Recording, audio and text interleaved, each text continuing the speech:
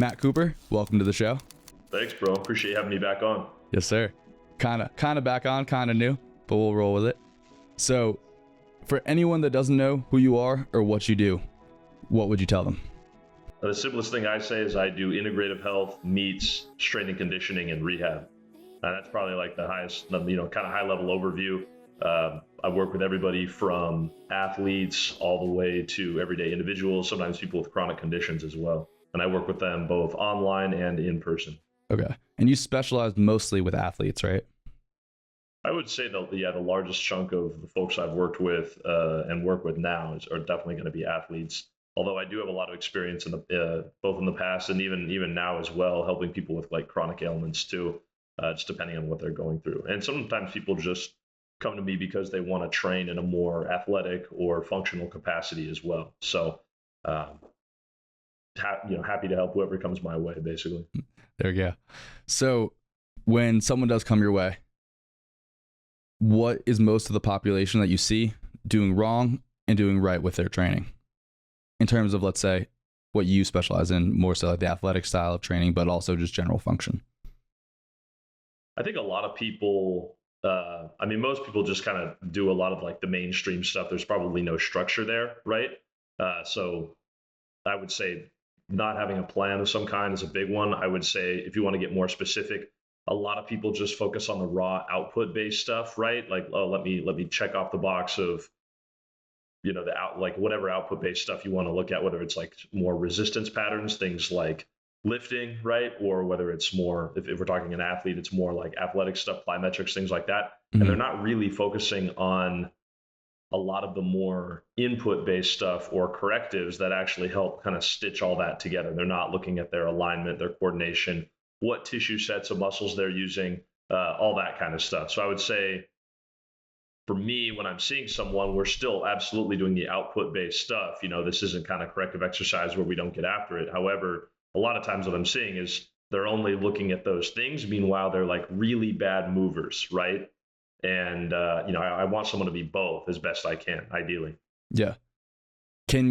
So when you say output, you're talking about force production sort of things like getting stronger, jumping higher, versus the input, you're speaking about general movement capacity. Yeah, I would say that's a good way to put it. Another way to like describe that in nerdy terms that I think is useful for people who are really into it to know is there's like kinematics and then there's kinetics, right? Kinetics is really easy to measure, and these are the exercises most people focus on. These are things that are measured in weight, right? They're measured in time. Oh my, This is how fast I am. This is how strong I am. These are the numbers on the bar. And then kinematics actually refers to how these movements are executed. It's the descriptive element, as someone like Dr. Pat Davidson would say.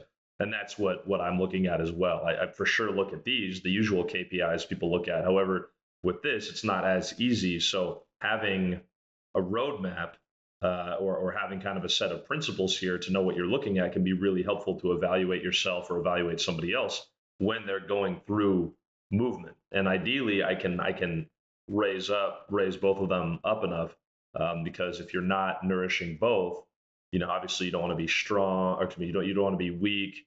You don't want to, depending on your goal, you want to have an optimal physique, things like that, things that tend to get checked off here. However, if you're an athlete, especially, and you want to stay durable, or even if you're an everyday person and you just want to be able to do this stuff and whatever else you like to do in life as you age, you really got to focus on this one a little bit more than most people do, Yeah, absolutely. So first thing you mentioned was not having a plan. And now you're talking about these principles of corrective exercise. What are these principles and how can we make a plan to improve them if we don't know what they are, especially? So when I say principles, it's more like I'm looking at, and Dr. Pat Davidson talks about this in his Rethinking the Big Patterns course. PRI talks about this. Functional Patterns will talk about this. There's a lot of different cohorts, if you will, that like talk about the same thing. It's more like, all right, I need to see a certain set of boxes that I can check on kind of a multi-point inspection if someone is in a standing neutral posturally, or if they're, making a cut, or if they're sprinting. It's more like principle based in the sense of like, all right, how can I look at a movement, know what I want to see show up, know that they're executing it properly, So that answer can kind of vary depending on what we're looking at, and also can vary depending on how someone's pulling off an exercise too. I mean, even if it's like a bench press or something, there's even that movement element within that, right? Um, but I think that like the best way that I describe it is there needs to be sort of sensory motor competency, right? There needs to be a match between the motor side and then the sensory side. You know, in your frontal cortex, it has both sensory and motor divisions, right? There's the motor part is like that's like your output. All right. So basically, a movement needs to look good. And then on the sensory side, if I'm seeing someone in the movement looks good, then I ask them, all right, where are you feeling that? You know, and so where, depending on where they're feeling it, if they're not feeling it in the right groups or sets of tissues, then there's a mismatch there. And it either means I need to give them maybe a different cue, or if that's not working, maybe even change the drill to even more of a layup drill so that there is coherence there and it looks good. And then they're getting what they need to out of it. Right. Yeah. So I think, again, because the principles and the movement vary depending on the movement, excuse me, I think that's probably an easy way to put it, right? Is movement needs to look good. You need to be able to feel it in the right places. Mm-hmm. Do you know Nicholas Simpson?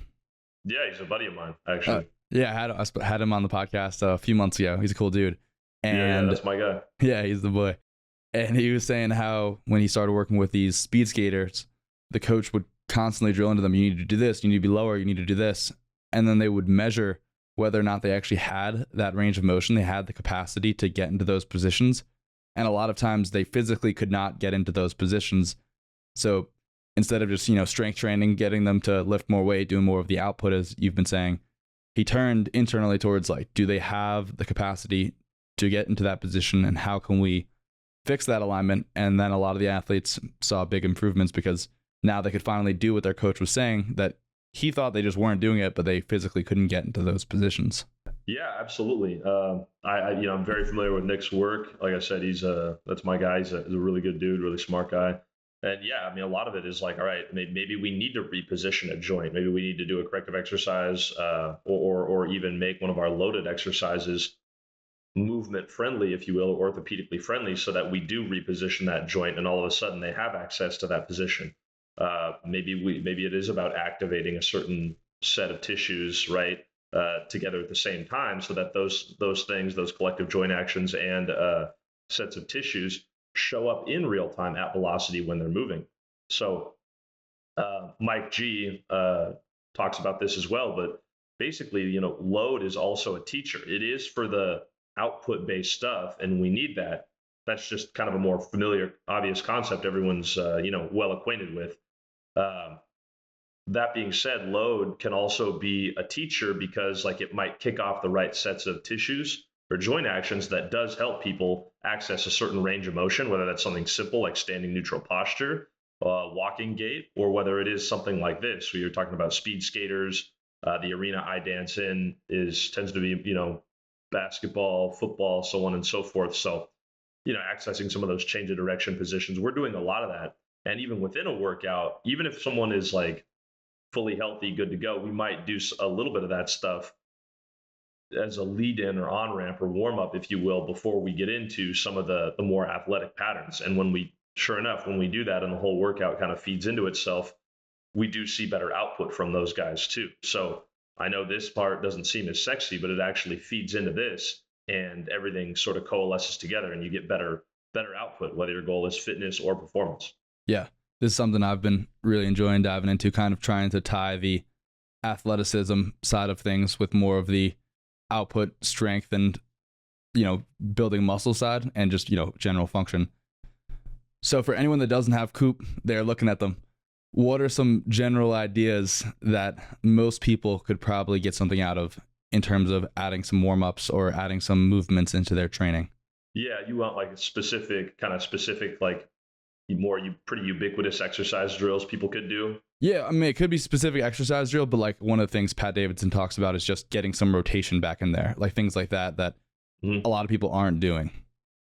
Yeah, I think for sure, most definitely. I think definitely, and I think also most people's center of mass is really projected forward, and so getting yourself to be able to orient back and hold yourself up against gravity, your posture, using the right sets of muscles, I think is really important. I think it's something like most people, whether it's an athletic population or a gen pop population, are missing. So a lot of things where like a quadruped plank is something that I have a lot of people do, and that's where you're basically doing a plank where your hands are reaching out, your knees are bent in a 90-degree angle.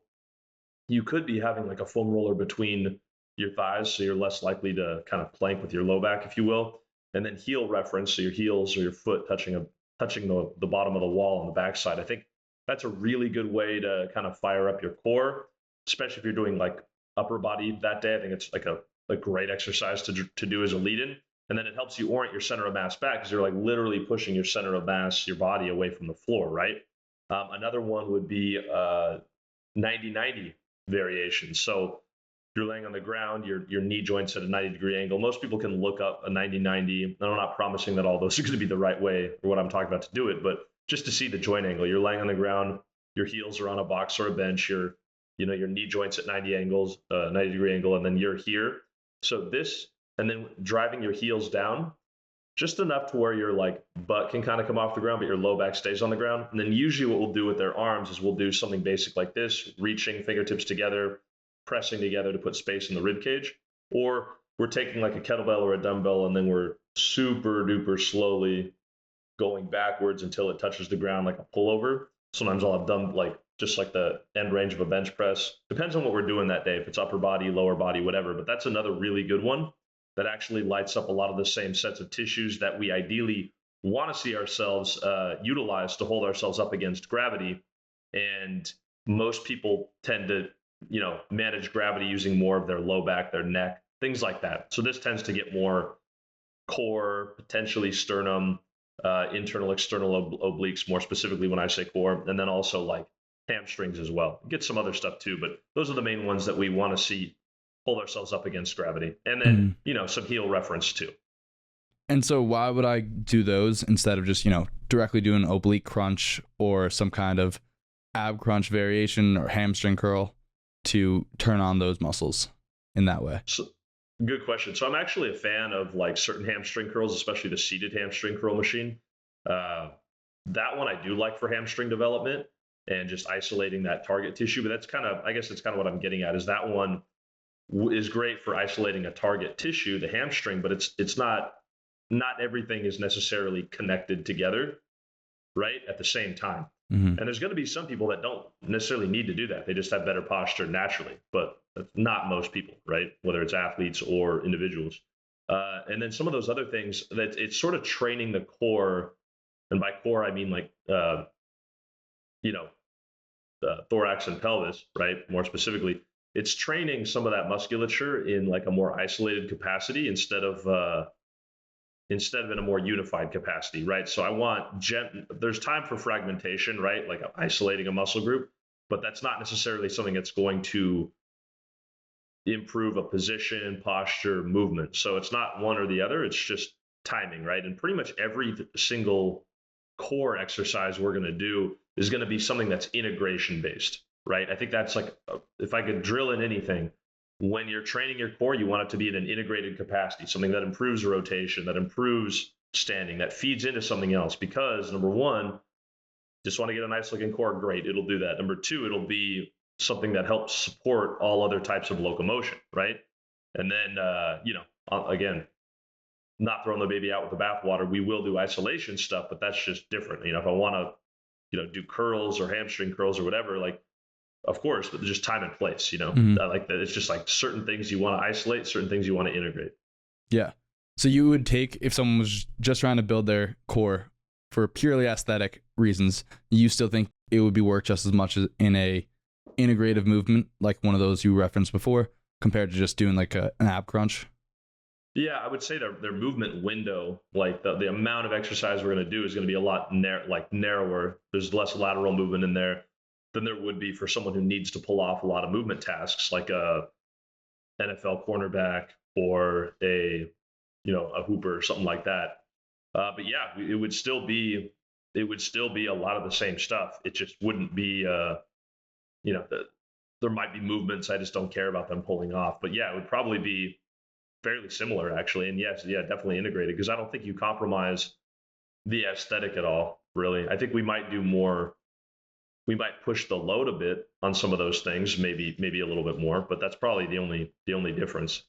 Gotcha. What about plyometrics? This is another thing I've been diving into recently. What do you think? What is the benefit of an athlete doing a plyometric? I think this one's a little bit more obvious, but do you have any thoughts on the general population doing plyometrics as well?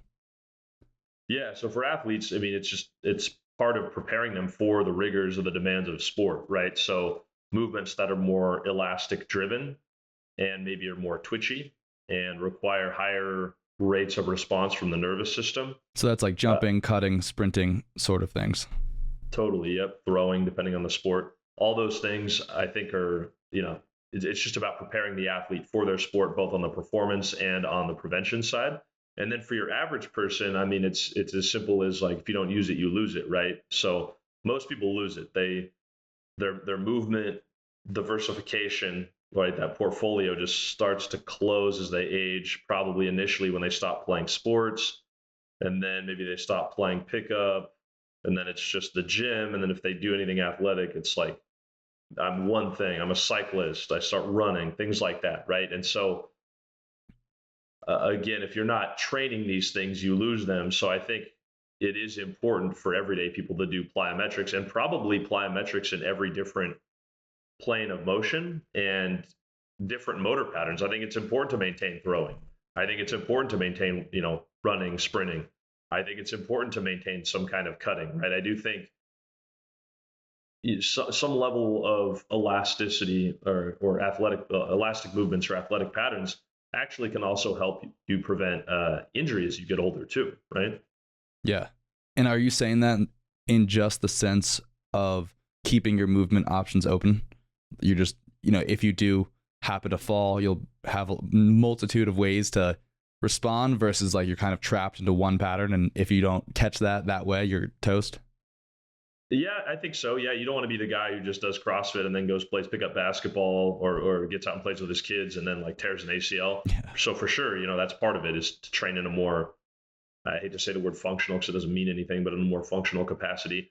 And then I also think it's not just about maintaining motor patterns, but it also it literally conditions your tissues too. I mean, there's a conditioning or strengthening effect on tendons and things like that from doing plyometrics. And I think keeping up that elastic quality as we get older is probably pretty important, right? I know that at least last I heard, they were thinking of adding skeletal muscle mass as a marker of health, right? And this is even the mainstream here in the States.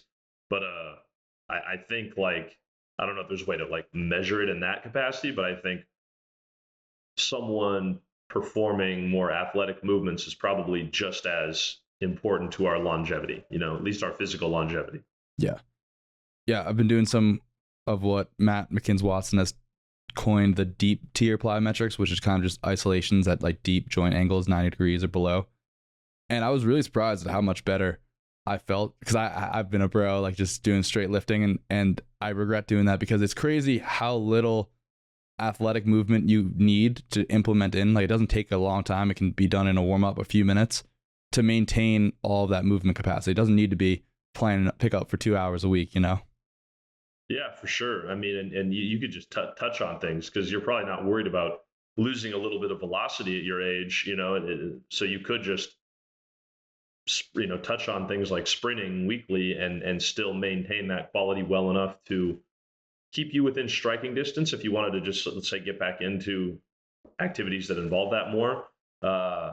And also just, again, helps on the durability side too. So I think, yeah, just touching on some of those movements, it also keeps your workouts fresh, right? Like I'm probably not changing over the years, and I've been training, since consistently since like 2007. So it's like, I'm not going to probably change some of these movements a ton, right? I'm not going to probably, there's only so many ways you can pull off a horizontal press. So it also just keeps things fresh and fun. And I think when you can, any way you can do that without compromising results, it keeps you in the game longer. It's easier to look forward to your workouts, right? Yeah. Having something different. It's also cool attacking it in different phases too. Like you have the quick athleticism warm up, or like, do you do a couple sprints and then you go and hit your lift, and you can kind of keep PRing on different things or change your focus up season to season, which definitely keeps things interesting. Oh yeah, for sure. What are you mostly focusing on for yourself in your training right now? All the way around, or just in the athletic realm? Anything you want. I want to look good enough, feel good enough, be strong and be able to perform enough.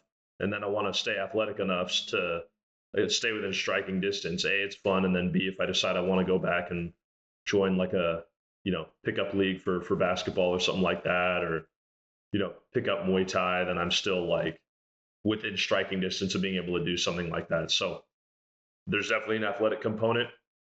I do a lot of kind of like corrective components as like a lead in too. And then I still get after it on the, the lifting strength based side of things as well. And that's, so I would say there's an aesthetic component and a kind of a more functional component too. Mm-hmm. And if you were to like give a mile high view of your workouts right now on an average day, what do you think it is in terms of like, I spend 5-10 minutes doing corrective work and maybe some 10 minutes of athleticism, cardio once a week, and then strength training for 30 minutes? Yeah, so I'll start with the easiest part of that. Cardio, so sprinting, I'm more, things like that, I'm more doing to maintain the elastic quality. I'm not like relying on that for cardio. For cardio, I tend to just try to get out and like do zone 1 and zone 2 stuff, like going on a walk, walking the dog, things like that allow me to kind of basically just sneak in extra caloric burn without adding in yet another session that my system then has to deal with the stress of, adapt to, and then basically it's like yet another stressful session I have to recover from. Although I have the energetic reserves to do that, and I do that sometimes, right? Pick up basketball, whatever.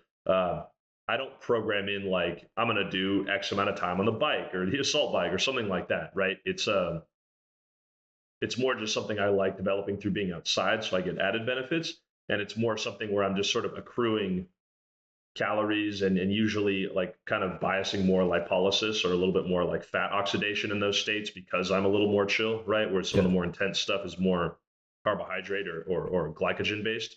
And I think most people probably who are doing this for like fitness reasons, probably want to stay like kind of mimic that, right? I think athletes, even for a lot of athletes too, like you're probably getting a lot of the conditioning you need that's like mimicking sport through sport, unless you're rehabbing. And then zone 1, zone 2 stuff is going to help you build that aerobic, it's not really fully aerobic, but that aerobic base that helps you recover from repeated bouts of explosive movement, right? I know NBA vets that just will walk on the treadmill or stay like run, but in zone 2 on the treadmill, on like a curved treadmill, and that's it. You would think they'd be doing circuits and all that kind of stuff. Not really, not especially ones who are vets and kind of more understand that they don't have to do that stuff. And then, so improved daily activity is usually how I try to get my cardio in. And then I usually train about only 3 days a week, just because I tend to really get after it. And what's easier for me schedule wise is to have longer workouts for only 3 days a week. How I would program for most people, though, it just depends on where their current metabolic state is. But usually it's probably going to be like 3-4 days, and probably for a little shorter duration because they usually can afford that extra day, whereas I can't. So my workouts are a little longer than average, probably like an hour and a half or so. Again, not because I recommend you have to do an hour and a half or two, but just that's what my schedule allows. I would say the first chunk or so of that is like warming up with like jump rope, doing a lot of correctives, resets, things like that actually don't drain me at all. It's just kind of like rotating the tires kind of stuff.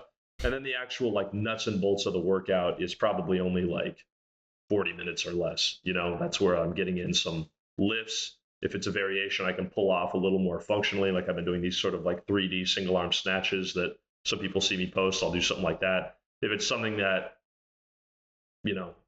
I don't feel like I can make a little more movement friendly, then that's fine. I'll still do it like a bench press, something like that. I mean, I can, right? You can do like a more transverse option for that. But for me and like the muscle that I want to build, it's better to just kind of keep that more sagittal driven versus transverse driven. Yeah. So we'll still get after it with some kind of bro science stuff here and there, but that's kind of what it looks like. And then I'll finish off with something athletic. I remember Gary Marinovich told me one time, it's always good to finish off with something that's a little more like fluid and less rigid, and kind of seems to help you recover quicker for the next workout too.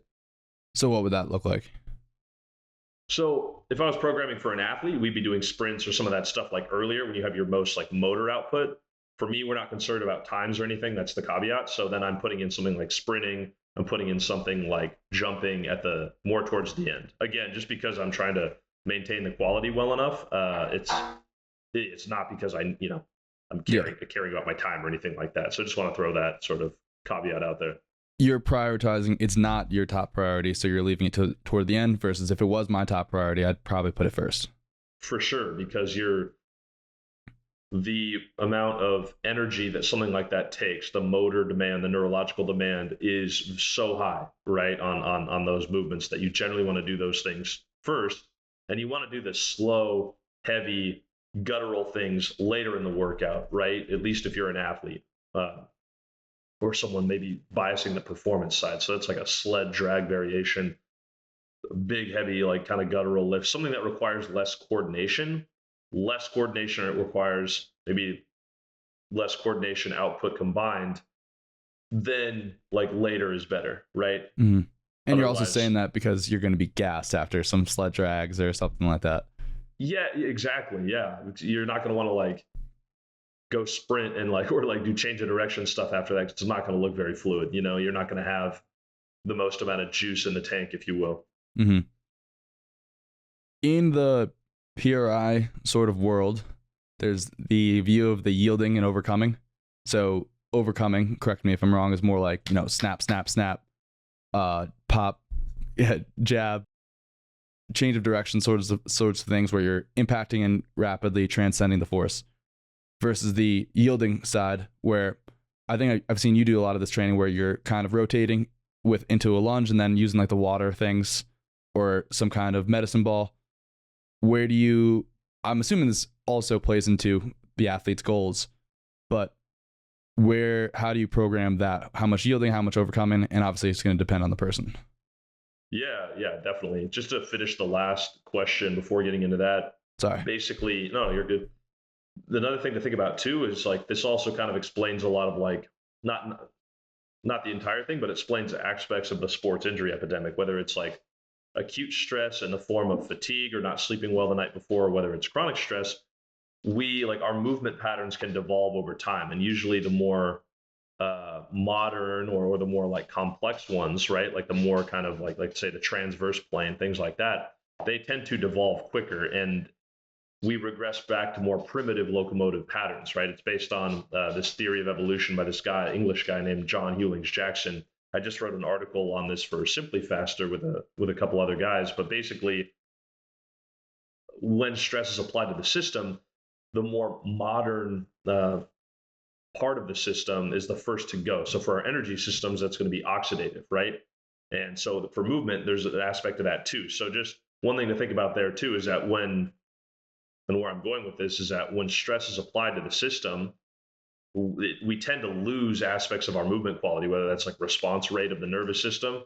So you can kind of picture like what I'm talking about already, right? Someone goes to make a plant, and then maybe those protective shock absorber muscles around the joint don't contract fast enough, right? And then all of a sudden, boom, the joint takes the brunt of the load. So stuff like that, maybe you lose less coordination, so you absorb force kind of instead of more being dispersed throughout the chain, if you will. It gets like routed in excess to one joint, right? So that's why that's also important to consider too, is whether you're an athlete or an individual. And then to answer your other question, yeah, so probably easier to see that stuff laid out in a diagram, but basically like you were saying overcoming and yielding, right? So overcoming would be like more kind of generally concentric driven, right? And then yielding is like I'm yielding into the movement. And then there's like, you can technically resist motion on the eccentric, right? Or you can intentionally yield and kind of relax into it and then come back out of it, right? Like maybe on a cut. So basically the way you want to think about that is you want to do generally comparatively more shallow ranges of motion if you're an athlete, right? If I'm doing an athlete doing an athletic movement and I'm doing a cut, I don't want to get the full range of motion on that because it's going to be really hard to rebound out of that, right? Especially at velocity. So I'm probably looking at doing a cutting pattern where I'm like, changing direction and going part of the way down and then getting out of that really fast. Now, if my goal is muscle growth, I'm not going to use like necessarily a lateral lunge for something like that. But if my goal is muscle growth, let's say on a bicep curl, we're talking about loading at more full range, right? And probably resisting the eccentric, right? So if the goal is just hypertrophy, strength, that's when you want to go more full range of motion. So that kind of, hopefully that kind of explains that concept a bit. If your goal is more just aesthetics, look good, feel good, you're doing stuff to improve your physique, you're looking at more full range of motion or a more complete range of motion for stuff like that.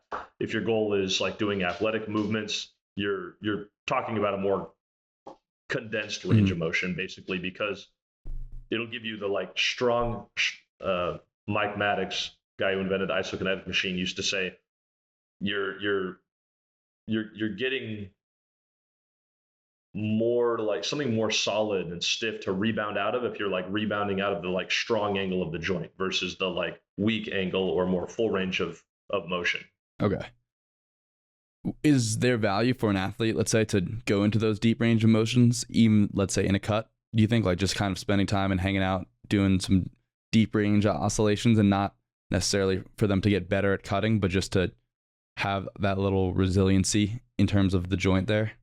Yeah, if we're talking like done in a slowed down capacity, and that would be where some of the corrective stuff we were talking about at the beginning of the show come into play.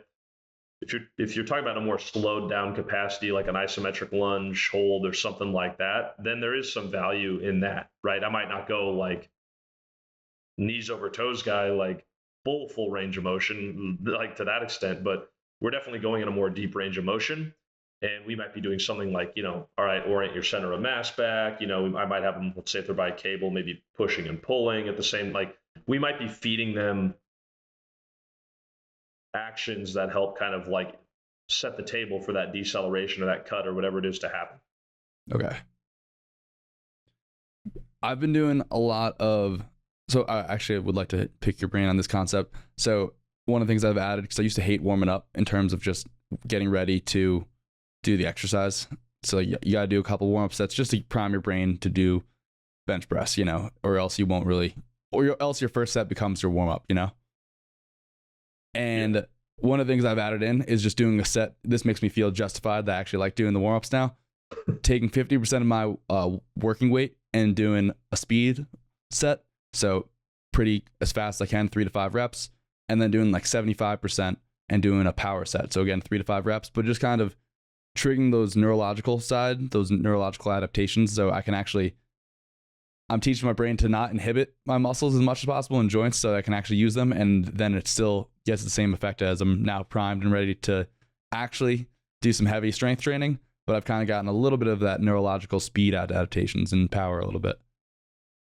Yeah, I think that what you said about like not inhibiting things, it's really important for sport, right? A lot of people are kind of inhibited somewhere, or their brain maybe in certain movements or in certain ways is kind of more in a protective state. It can be kind of a global phenomenon. It can also seems like it can be kind of in an isolated phenomenon if someone maybe trained a similar movement pattern like a squat, and then that's something that like kind of looks like something they do in sport, like a vertical jump.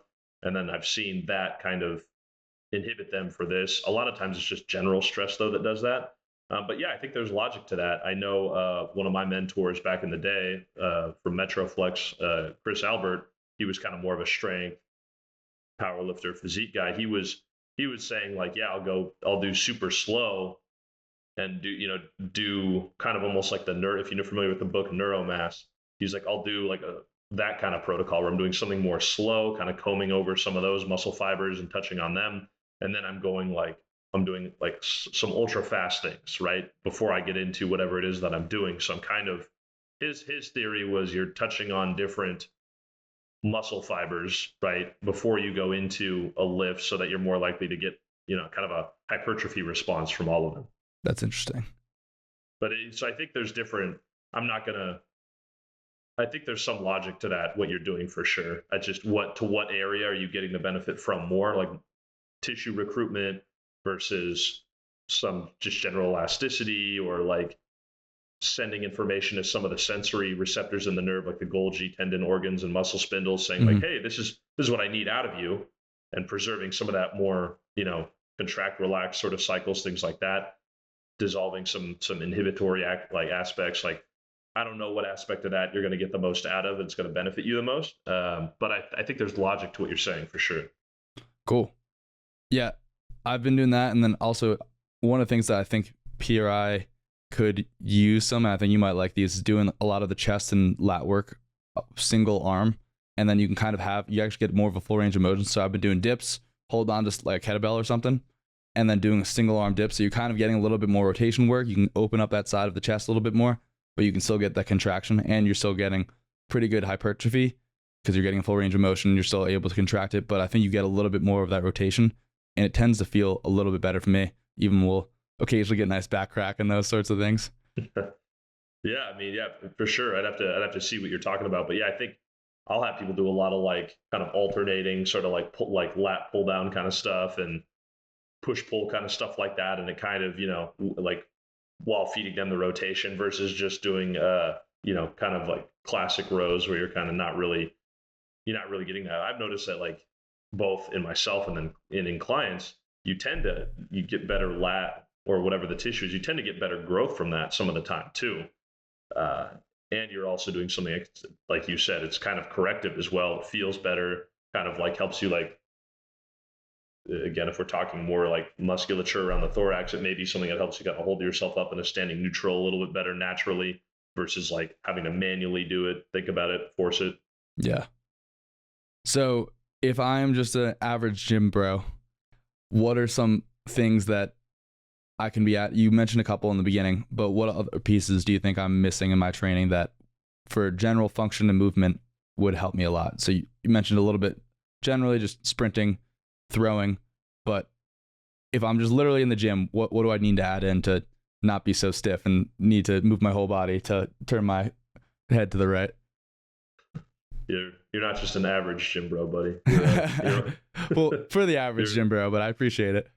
Yeah, I think, I mean, if you're already doing a lot of the stuff we're talking about, I think like adding in some of these like resets that kind of help your brain recruit groups of tissues and kick off maybe certain joint actions together. I think that's really important. Dr. Pat Davidson would call some of these things control patterns. That's what I call them. I know they don't really share them online, but functional patterns has something similar called IMAPs, or integrative muscular action potentials, also known as chambers. And that's where you're maybe like set up in a position. Let's say I'm on like a cable, like a row press or something like that. Or it could be another movement. Dr. Pat has sort of ones that help you shift into your hip. And you're going like super duper slow in order to just like fatigue out maybe some of the muscles you tend to use most of the time, generally the bigger prime movers. And then you activate a lot of these smaller, more synergist muscles that propel the larger ones through space. You also kind of hydrate some of the tissue that could have been calcified, some of the fascia that way. You coordinate it from kind of like a motor learning standpoint. And then these things tend to show up at velocity, right? So we might do something like that in my own training, and then something dynamic, right? Like sprint after something like that, if it's like a push, pull, whatever. So that being said, I think that like adding those things in are really good for like decompression. There's postural benefits, there's movement benefits, there's like getting a nice aesthetically, like on the physique side of things, there's benefits there. So I think doing stuff like that, like not neglecting the correctives, and then also realizing that correctives aren't just like isolated bullshit. It's like, there's some of those things, but it's kind of an exception, right? Like most of the time you're going to want to do, at least for your correctives, those should be integrated, right? It's okay for some stuff to be isolated, bicep curl, stuff like that. Okay, I get it, tricep push down. But when it comes to movement preservation, improving your movement, aesthetics, strength, right? Like longevity, for all of those things, staying healthy, like durability, I think like adding in more of the resets and more of the kind of thorax pelvis integration work, and you see me post a pretty good amount of that stuff, I think that's really important. I don't mean you need to do all of it. Yeah. but I think you need to do enough of it that maintains like whatever basic movement motor patterns that you like doing or you need to do through the course of your day. I think stuff that feeds into that, which everyone needs to do, standing, walking, stuff like that, really basic stuff, I think that's really important. And you're also going to probably find that you get stronger too. Yeah, just because you're able to move better too, right? Yeah, exactly. So you mentioned, I think, some of these in the beginning, right? That quadruped plank. Yeah, yep. Quadruped plank. And then the other one was like 90-90 variations. Again, if you just look these up on YouTube, not every 90-90 is like created equally, but We'll those are link ones some in the description for everyone. Yeah, and I have them. Those are things too that I post on my Instagram sometimes, and then I also have in my training app as well. Those are kind of a staple in everyone's program, whether you're a beginner or Michael Jordan. There we go. So what does the training look like in your training app? So there's different options, right? There's an option that's kind of more like quote unquote functional fitness. Again, not that that's that word means anything these days, but like functional fitness, or more like, all right, I want to look good and feel good, but I don't have to choose between that and how my joints and my tissues want to feel, right? Yeah. So it's like a hybrid of all that stuff together with an athletic component too. There's also a performance side of things as well. So all that's to say, fitness, performance, I do both. And you could either work with me in a one-on-one capacity, right, where I assess you and then give you a customized program you can follow, and then we periodically reassess over time. And then the other option would be self-guided programming, which updates every single month, super duper cost effective, and you could feel confident that you can go into your gym and just totally know what you're doing, have the right cues, have a workout that's synergistic, like the correctives feed into the lifts and all that kind of stuff, and it keeps progressing and updating every month. That's cool, and that's out now, right? Yep, out now. Awesome. That's awesome. We will also link that in the description. But back to those, so the resets. You mentioned kind of the classic oblique kind of cable pull, correct? Is that what you were? I don't know if you mentioned it, but I thought you were. It was kind of a push pull, like a row press. There's other variations too, but yeah, or a step press, things like that, or a step row. So some stuff that kind of integrates the whole kinetic chain. Okay. And is that what you meant with like the Pat Davidson or the functional patterns, really, really slow movement stuff? Yeah, there's basically like Dr. Pat Davidson talks about this in the Rethinking the Big Patterns seminars, but basically there's like a sensory to output based continuum, right? Most people just live here. But on the sensory side, it's like, so movements here are kind of deliberate, like the ones I was just talking about. They're slowed down, and I want you to try to like have a certain sensory response. I want you to experience. I want you to feel certain things, right? And then on this side, it's like sprinting, stuff like that, like maybe a max deadlift where I'm like, I don't want you thinking. I just want you to like, just go for it, right? Yeah. Because if you're thinking, you're either not going to do as well, or you might even get hurt, depending on the situation. However, if we do all the right stuff here, then this stuff, when you just go for it, whether it's like an athlete just moving at max intent in sport, or someone in the gym just getting after it, you could do so with the confidence and with the right, muscle groups and joint actions and things like that, that like set you up for success, where you can just get after it and you don't have to think about it. So anyways, kind of this stuff more about like the sensory and movement literacy aspect, and it feeds into that. Okay. And again, we'll throw some of those in the description, but is that different than something, or would something like just a very, very slow squat with like a kettlebell, maybe foam roller between the legs, would you look at that as something a part of that, or it really has to be oblique sort of rotational where you need to integrate both sides? No, there's a ton of variations. There's like standing neutral, there's rotation, there's, lateralization. Basically, you can kind of categorize them like this, right? There's stuff that's more sagittal driven, where you're either kind of in a more, it could be displacing your center of mass vertically, right? Like you were just talking about, like squat wise, standing neutral. Like, so there's that. And then there's like more controlling your center of mass and like a lateral dominant, doesn't have to be exclusive, but a lateral dominant capacity. That's some of those maybe, frontal plane driven movements. And then there's more like transverse, right? Okay. And you're probably going to have a mix of all of them within some of that stuff, but then there's usually tends to be one dominant pattern, right? One dominant plane, rather, excuse me, within each one of those. So it doesn't have to just be like oblique involved. Yeah. And most of us are probably, or the average person in the gym is probably doing a lot more sagittal work than transverse or frontal plane. They're just living and dying in one like plane of motion. And it's not to say you can't do that, or maybe if your goal is like, if you're just trying to go for the Olympia and you don't give a shit about dying young or like being on crutches like Ronnie Coleman, stuff like, okay, maybe, yeah, maybe you do need to just literally live and die in sagittal. Um, but most of us, there is a bit of a longevity element, right? And we don't want to have pain. We don't want to, so yeah, I would say most people are just doing that one plane of motion and could stand to do this stuff. It's not just for athletes. It's not just for like more extreme weekend warriors. I like that.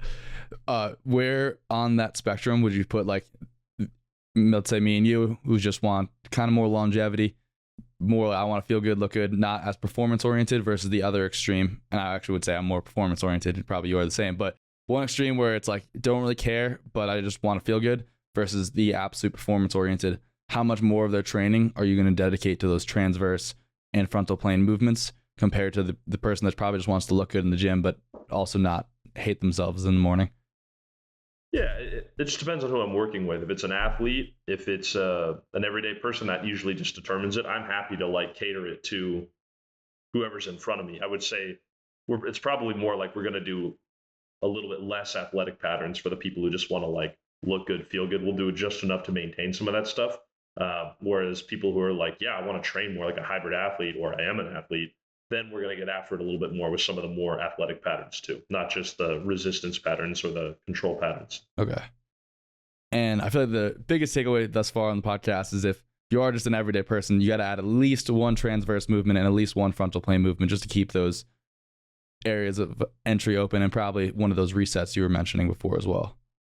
Yeah, there's other stuff too, like pushing against a wall to get your center of mass. There's a lot of different ways to even set up your lifts and some of that other stuff to train with these things in mind. I would say the other thing to consider too is like even before getting into the rotation frontal plane, it's most people can't even center themselves in a sagittal plane, unfortunately, in like a standing neutral. So improving competency there is also going to help set up these following planes of movement for success. So most people can't even center themselves sagittally in the right way, or really like own that plane of motion. So a lot of heel reference and training with slant boards, a lot of holding, the load, like I would say a goblet squat or something in front of you, like stuff like that tends to help you own that plane of motion a lot better. And then there's also some of the correctives that you can do that actually can help kind of like, decompress you, help you find alignment or find a standing neutral using appropriate musculature as opposed to, let's say, excess back or neck or something else, On the other side of things, in terms of more general health, metabolism, what are your big rocks for your athletes that you see them coming in, or even just general people that they're really just missing the mark on?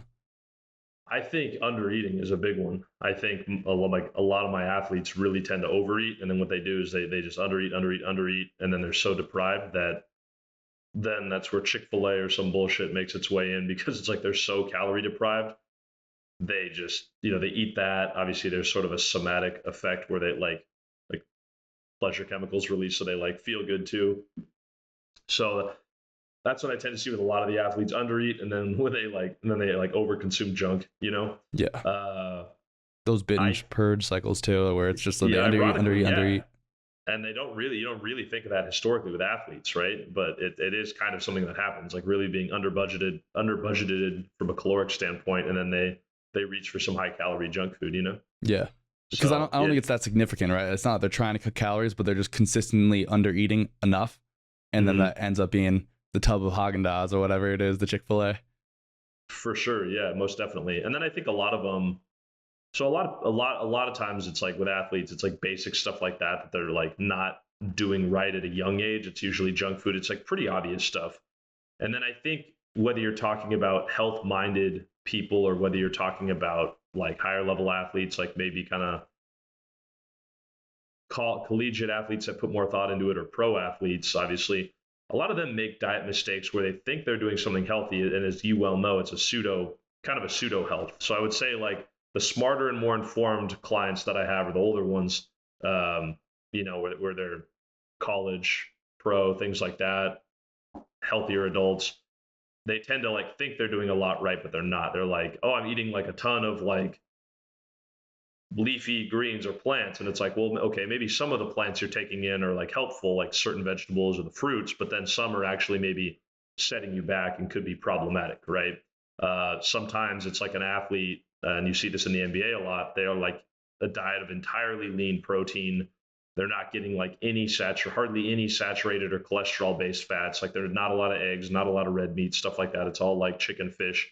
And even though I might go like low to moderate fat, if we're talking about assortment of like macronutrients and higher carb, it's like even if I'm lower fat from like a total calorie density standpoint of their whole composition of their diet, we're still very pro saturated fat. We're pro things like coconut oil, eggs, good quality red meat, good quality dairy, things like that, because that's where that cholesterol is gonna get synthesized. That along with vitamin A and then a healthy thyroid is going to synthesize all that into your protective anti-stress steroid hormones that are going to help you recover from your sport, let alone just help you maintain your structures of the body and a lot of your functionality, and protect like just overall energy production too.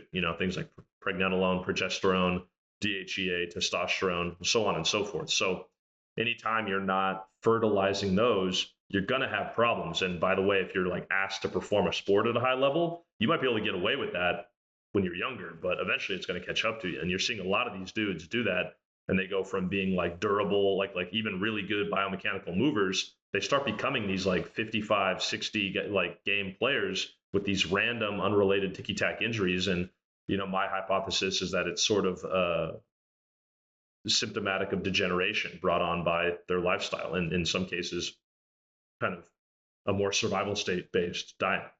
Yeah. What sort of obviously it's going to depend on the person, but do you have a general guideline as far as how much calories they should be eating? We just had Kathleen Stewart on the podcast, and she generally likes men to be at minimum 3,500, and she's not really talking about athletes. Yeah, I would say I agree with that. For me, it just, I'm a big adapt and meet someone where they're at person, and so I've found that like a lot of times, and I'm not a fan of a lot of what this guy says, but I'm a fan of half of what he says. Dr. Lane Norton has talked about this too with regards to like reverse dieting, right? And meeting someone where they're at. So their metabolism might only be here, and it might not be able to tolerate more calories. It's a phenomenon known as adaptive thermogenesis, actually. So you go into kind of more of a metabolic winter or a hibernation period, if you will. And so it can take a bit of jump starting, if you will, someone's metabolism over time. And then not only do the energetic reserves improve, but the kind of RPMs, if you will, or the speed of metabolism improves. And then they can tolerate more calories. So that's kind of the goal. And I saw you do a really great post about this recently, where it's like slowly but surely doing caloric reloading. Usually, eventually, you kind of like cap out ish on fat and maybe protein, and then it becomes a lot of carb reloading. So I agree with what she's saying. I just think you kind of sometimes have to meet people where they're at. I know she would 100% agree with what you're saying. Oh, got it. Okay. Yeah, I'm just not familiar with her, but no, you're good. Sounds like we're speaking the same language. Yeah. She talks a lot about the reverse diet and doing that, and that's what I've been doing. I've added like basically exactly what you said. I've been getting up to 3650 today, so I've added like 600 calories my reverse. Oh, let's go. Yeah, basically all carbs. Fat has stayed mostly the same. Is that what you typically do with your clients as well? Yeah. Once we get those like fat to a certain point, ideally proteins generally, because it's like so hard to store it as fat. That's usually a number we can kind of jumpstart and get to where we want it pretty close to right away. And where do you hit there? I usually land in the 0.8 to 1.2 grams per pound of body weight. I've seen really rare health cases where people need to kind of go lower protein a bit, right? Yeah. So yeah, we're right in that 0.8 to 1.2 grams per pound of body weight, and that does include sources from gelatin, potentially bone broth or collagen too. But yeah, I would say that tends to be where I land both myself and then with like most of my clients, or at least try to get them nudging towards that direction. Okay. And then fat and carbs. Fat and carbs. So generally speaking, most people, again, it can totally vary if you're like talking about like an offensive lineman in the NFL or something like that. But most people tend to kind of like be at like 100-ish grams of fat or lower, right? And there are cases, again, if you're dealing with someone larger, that number is going to need to go up, but it's still relatively staying in the same proportion as, protein and carbohydrates.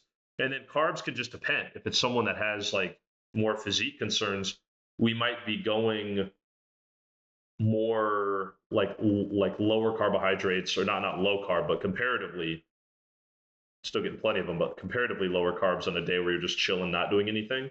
And then we might be going higher carbohydrates on a day where you're training. Whereas I think a lot of people in the bioenergetic community tend to like spit out macros that are the same and don't change day in and day out. So I think that is one thing that I think can be helpful for folks, is like if you're someone who just enjoys eating in more of a refeed based format, or if you do have physique concerns and your metabolism maybe isn't where you want it to be just yet, it's a little easy for you to kind of gain fat, then I think kind of like nutrition periodization and oscillating some of that stuff depending on your activity level can really be useful.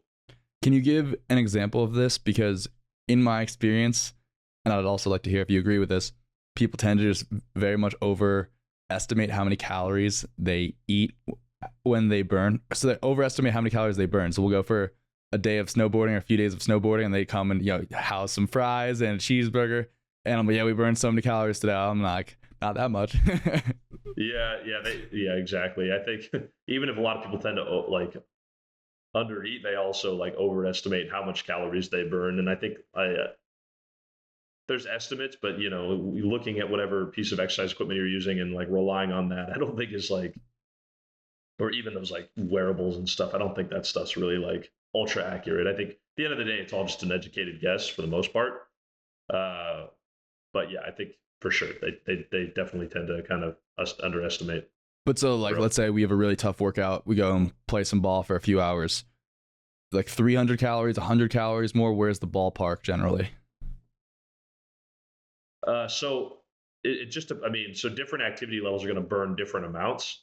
And it also can be like where is that coming from, right? If you and I just go like on a, I don't know, like on a longer but zone 1 or zone 2 type workout today, like we just go on a long walk, like we go walk to errands and it's a 4-mile walk, I'm probably not changing the diet at all that day, other than maybe like a little mineral considerations, because that's an opportunity for fat loss without me worrying about you and I recovering, right? Yeah. But if you and I are like, all right, we're going to go like add in like extra, like we're going to lift today and we're going to sprint today, then we're probably talking about quite a bit more grams of carbohydrates on a day like that. Protein tends to stay pretty consistent.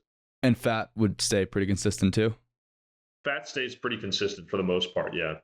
What about in, let's say, more zone 2? Let's say I'm not trying to lose fat, more zone 2 marathon endurance trainers. I know we probably have our gripes with that sort of training, but do you think fat scales a little bit more because they're burning so much of it? Yeah, for sure. I think like I just don't happen to work with a ton of like, I mean, I used to, but I don't work with a ton of endurance athletes these days. So that kind of colored my last response. But yeah, I do think that there's like logic to, tuning, like dialing up the fat knob a little bit with some of those folks who might be oxidizing more of it, Yeah. Coming back to the functional training realm and our favorite pro and collegiate athletes, why do you think we see, in my opinion, such horrendous training with a lot of the highest levels of people in the sport, like LeBron just doing kind of silly things that probably are not maybe helping him to not get injured, but probably not helping him to perform better? Or do you disagree with my take there?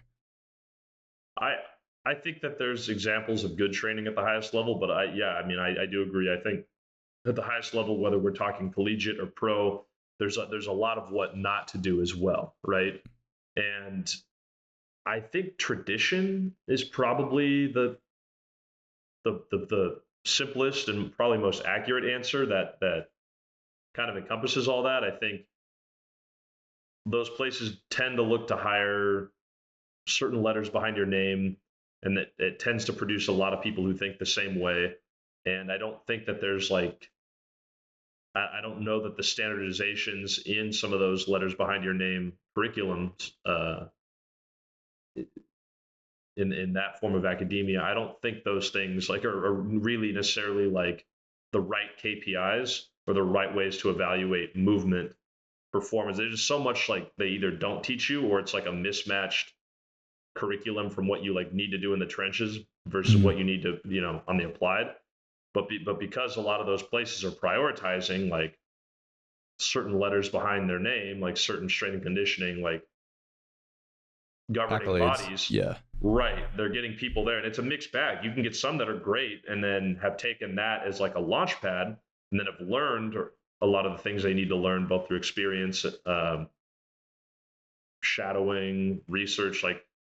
But you'll also get a lot that just the letters behind your name, and then they're not necessarily maybe learning things that I think translate to keeping high level athletes healthy, right? So I think it's probably that. It's like you can get the same thing with doctors, right? You go through med school, you don't learn any an ounce, like hardly an ounce of preventative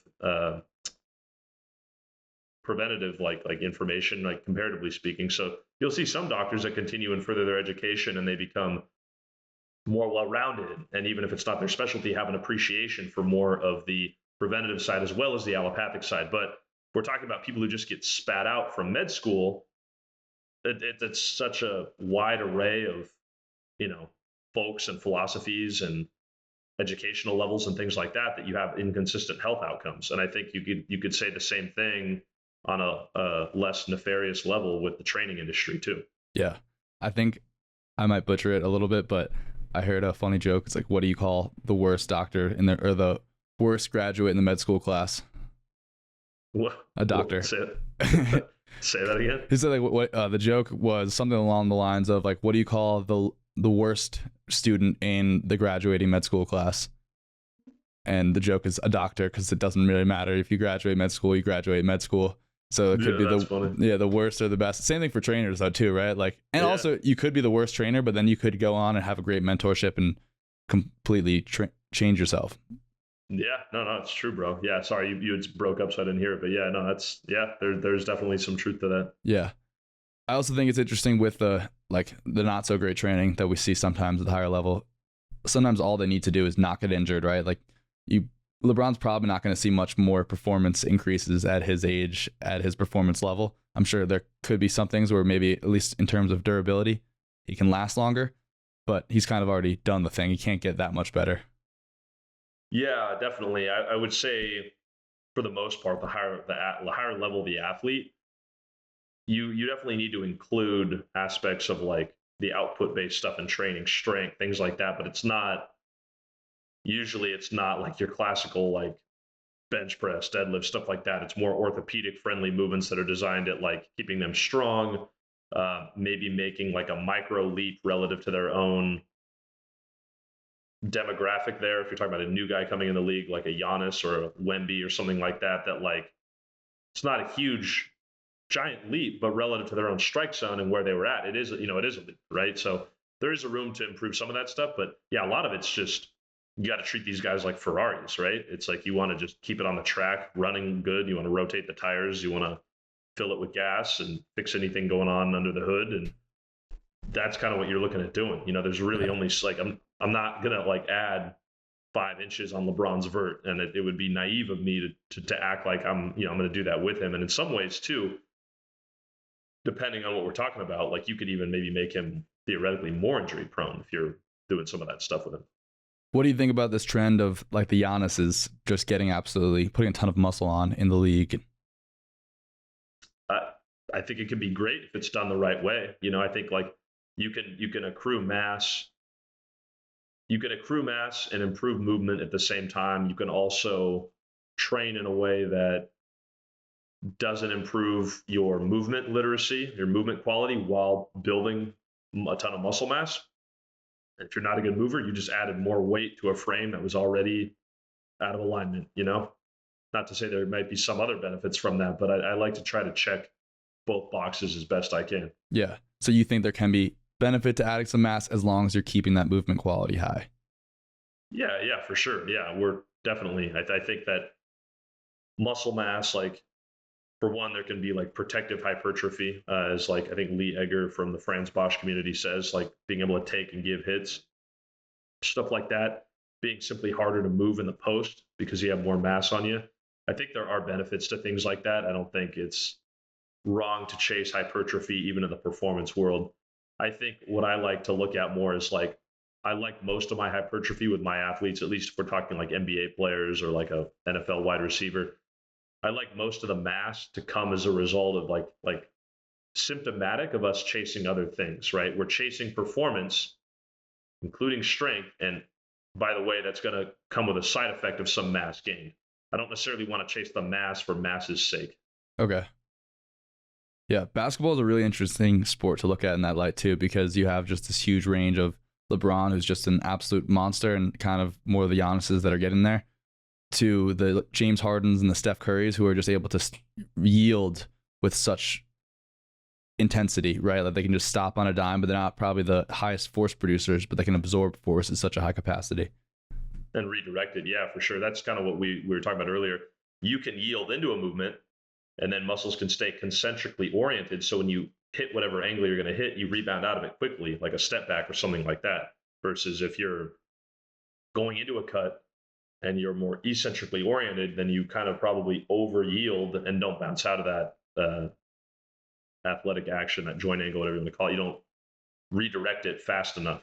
Yeah. But yeah, guys like James Harden, Luka, Dame Lillard on like a snatch or something like that. Like they tend to be Paul George. They tend to be really good at getting in and out of some of those angles. Matt Cooper, that was really fun. I enjoyed it. Any last thoughts or anything you want to say? I think that's it, man. Yeah, I appreciate it. If people want to find me and learn more, I'm Rewire HP, aka Rewire Health and Performance, on Instagram, Twitter, and TikTok. They can find me on my website at rewireperformance.com. And then the app is Rewire Health and Performance in the App Store and Google Play Store. There's another one, believe it or not. So it's the one that has my logo with the DNA and then Rewire on it. So we can link to those in the show notes. Yeah, we'll make sure to link to all those, and we'll get some of those videos you mentioned before from your Instagram too. Yep. Feel free to share any of that, and yeah, feel free to reach out if you're interested in learning more on the nutrition and or training side. Awesome. Thanks, Coop. Till next time, guys. Be good.